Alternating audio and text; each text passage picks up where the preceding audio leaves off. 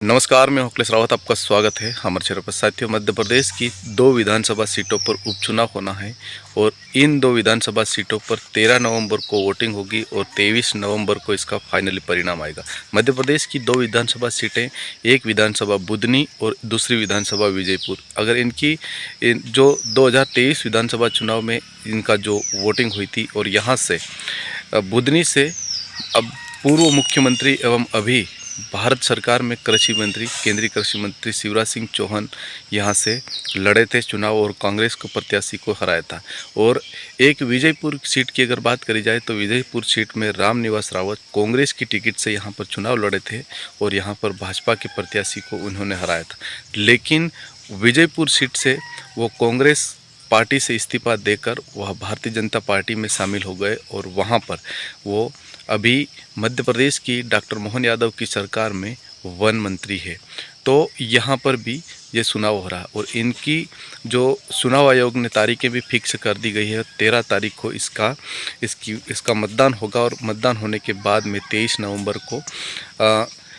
नवंबर को इसका फाइनल परिणाम आएगा। तो अगर बात करी जाए बुधनी विधानसभा सीट की, तो बुधनी विधानसभा सीट में उपचुनाव हेतु मध्य प्रदेश के पूर्व मुख्यमंत्री रहे शिवराज सिंह चौहान यहाँ से लगभग कई बार यहाँ के विधायक रहे हैं और इसी विदिशा सीट से वो सांसद भी रहे थे। तो विदिशा सीट से वो जब पिछले 2023 विधानसभा चुनाव में वो यहाँ से इस बुधनी विधानसभा सीट से चुनाव लड़े थे और 1 लाख से अधिक वोटों से यहाँ से जीतकर विधानसभा पहुँचे थे और विधानसभा पहुँचने के बाद में उन्हें पार्टी ने विदिशा सांसद सीट के लिए उनको लोकसभा के लिए टिकट दी। तो ये जो सीट थी जो खाली हो चुकी थी और इसके चलते यहाँ पर उपचुनाव हो रहा।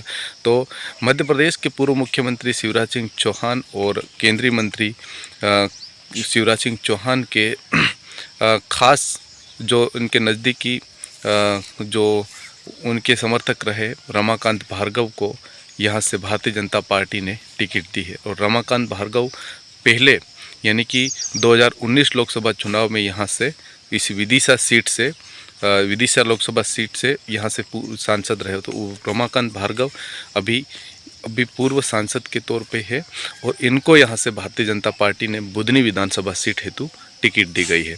और पिछले चुनाव की अगर बात करी जाए तो यहाँ पर जो 2023 विधानसभा चुनाव की बात करें तो यहाँ पर पूर्व मुख्यमंत्री एवं केंद्रीय मंत्री शिवराज सिंह चौहान ने कांग्रेस के प्रत्याशी को लगभग 1,04,000 से अधिक वोटों से हराया था।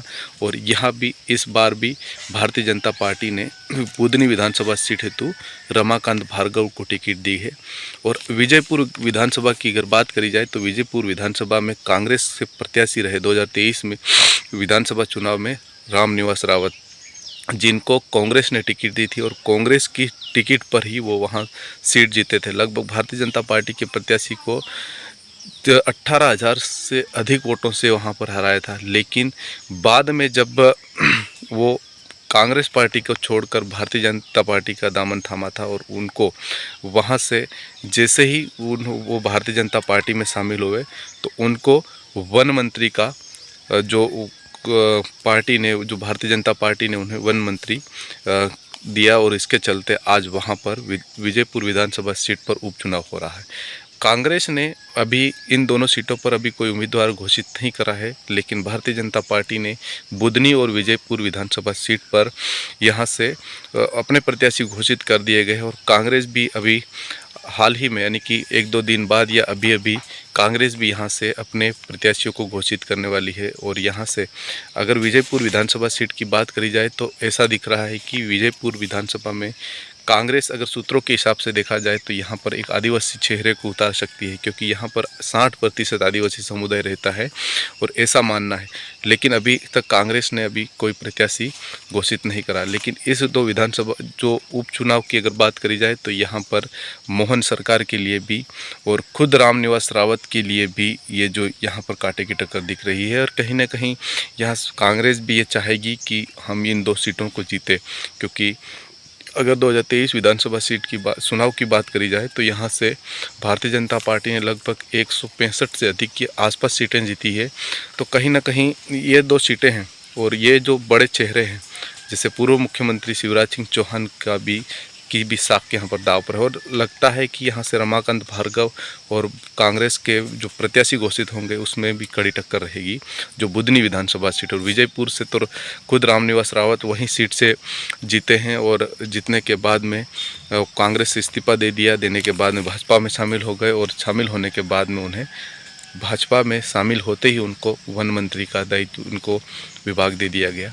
तो कहीं ना कहीं इन 2 सीटों पर ये जो कांग्रेस, अभी ये नहीं कह सकते कांग्रेस किन प्रत्याशी को खड़ा कर सकती है और यहाँ से क्या, लेकिन यहाँ पर कांटे की टक्कर है। और दोनों सीटों पर यहाँ पर पार्टी भी ये चाहेगी, भाजपा भी ये चाहेगी कि दोनों की दोनों सीटें जीते और अपनी साख बचाई जाए। धन्यवाद। आपको हमारा वीडियो कैसा लगा कमेंट बॉक्स में अपने राय बताएं। चैनल को सब्सक्राइब अवश्य करें।